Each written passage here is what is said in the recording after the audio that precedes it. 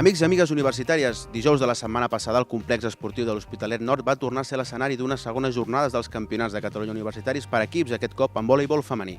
La Universitat de Barcelona, la Universitat Autònoma de Barcelona i la Universitat Politècnica de Catalunya arribaven com a líders destacats del grup 1, 2 i 3 respectivament. Una de les notícies de la jornada va ser la desqualificació de la Universitat de Vic, que no va poder aportar suficients jugadores per a aquesta segona jornada de competició. Malgrat aquesta baixa d'última hora, les jugadores ens van deixar bons detalls tècnics amb esmaixades, rotacions i bloquejos determinants.